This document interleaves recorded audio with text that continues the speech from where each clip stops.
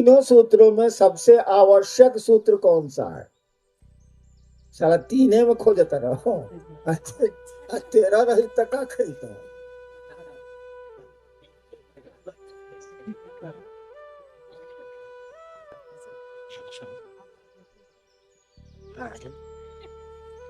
देखिए, गुरु का आदेश तो बस वही है जिसमें लिखा हुआ है दूसरे सूत्र में, या गुरु आदेशित कर्म हो। लेकिन गुरु तो गुरु है भैया, वो भी आपका गुरु महादेव है।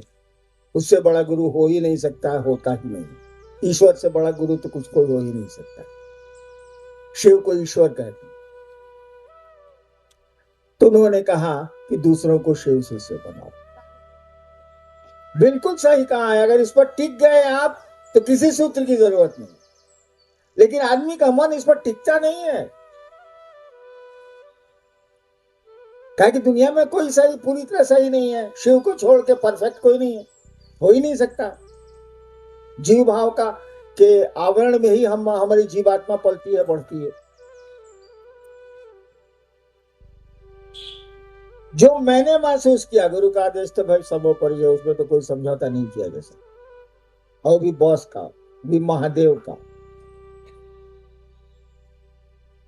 जरूरी है तीसरा सूत्र, नमः शिवाय की आदत डालें हम आप। और बैठ के माला जपने के लिए मैं आपको नहीं कह रहा, मैं कह रहा हूं कि सांस की सामान्य गति पर नमो को आने दीजिए। और सांस की सामान्य गति पर शिवाय को जाने दीजिए। सामान्य गति करिएगा। काहे हम कहते हैं सामान्य गति? इसमें कोई आदमी जरूर हिसाब का बढ़िया, गणित का बढ़िया टीचर होगा या स्टूडेंट होगा। हम नहीं है। गणित का, हिसाब का, मैथमेटिक्स का कोई आदमी या तो बढ़िया टीचर होगा या स्टूडेंट होगा। उसको कहेंगे बाबू ये सुनो सुनो सुनो, चौक पर एक पान का दुकान है, दौड़ के जाओ, दौड़ के खिली पान लगा कर दौड़ दो, दौड़ के आना। इसको दौड़ा दीजिए पान के दुकान पर, और दौड़ के पान लेके आ गया हूँ। अब एगो तरकारी का, सब्जी का हिसाब के जोड़ो। सर ठहरिए सर, ठहरिए सर, ठहरिए सर, क्या हुआ?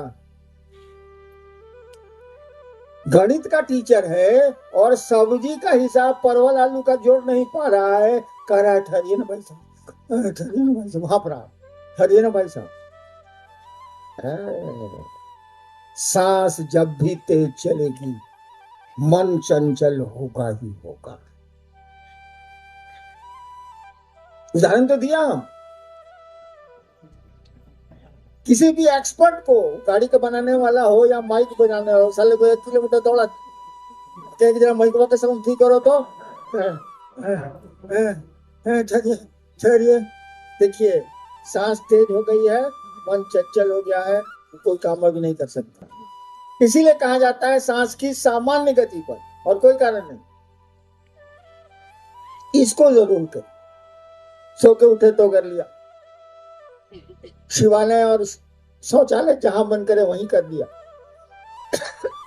कोई उससे अंतर आता नहीं। जब बेटे को और बीवी को याद कर सकते हैं लैट्रिन में, तो शिव को क्यों नहीं कर सकते?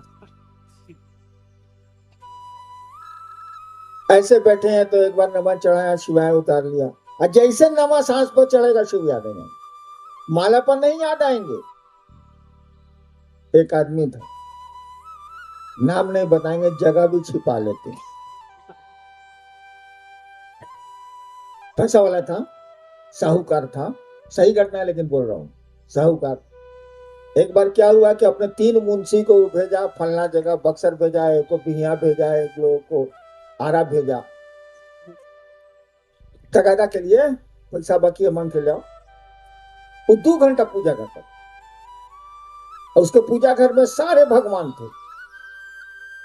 आप सोच भी नहीं सकते उतने भगवान हो सकते हैं। 36 करोड़ में हमको लगता है कि 2 करोड़ पूरे रूम में टांगे हुए था। पैसा था तो फोटो तो पैसा से मिलता। अब पूरी 1 मुट्ठा अगरबत्ती जलाता था, अब पूजा करते रहता। उसी बीच मुंशी आ गया, उसको दूसरा काम भी था।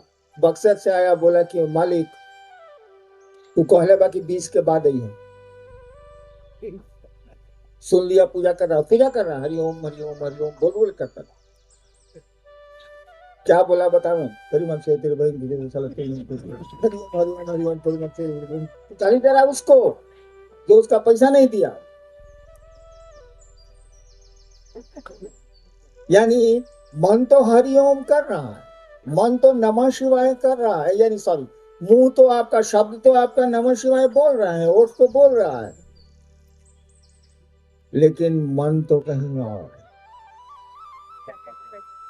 और जब मन ही ट्रेंड नहीं हुआ, मन ही शिव की ओर नहीं गया, तो कमबख्त शरीर थोड़े ही जाए, ये कहां से जाएगा? कितने दिन ही जाएंगे। लेकिन ये शरीर के छूटने के बाद भी आपकी प्राण शक्ति के साथ आपका मन रहता है, वो रहेगा। तो नमः शिवाय जरूर करिए, गुरु आदेशित कर्म जहां तक संभव हो जरूर करिए। अदया तो मांगने के लिए कहने की जरूरत है भाई, हमार सीमान घर हम जानी ले कि परपराई तो अपने मंगबो कहला एकादी वो तीनों आवश्यक है। करिए नेक्स्ट जी।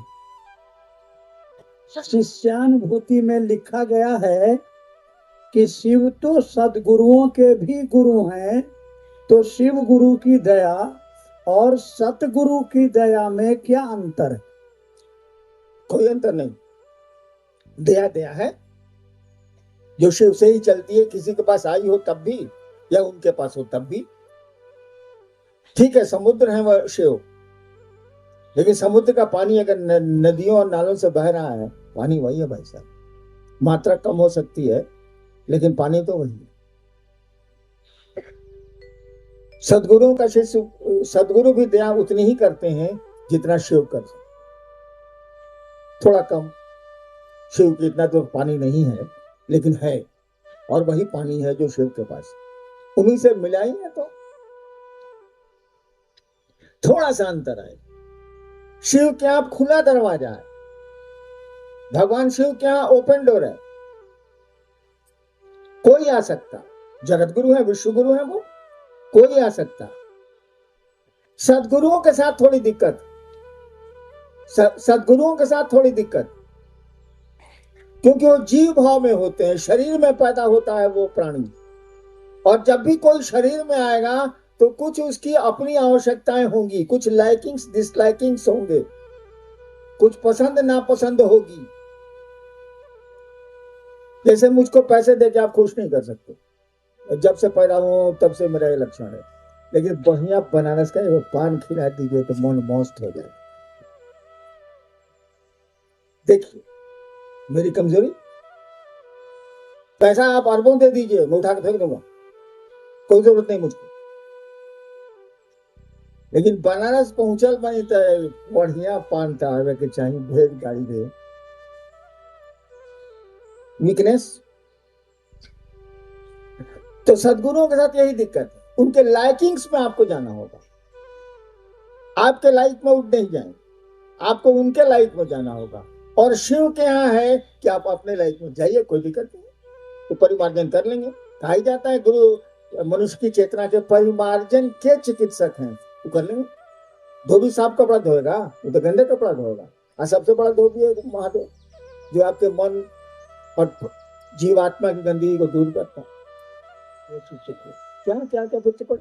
आध्यात्म की कौन सी ऊर्जा भगवान शिव की ओर उन्मुख करती है अपने शिष्य को?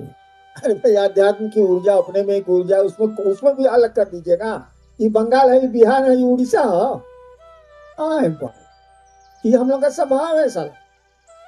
चोर चोर होगा तो मौसरे भाई होगा, साधु होगा साधु के साथ रहेगा, जो जैसा है वैसा ही रहेगा। वही हम लोग भी करते हैं, जैसा है हम लोग।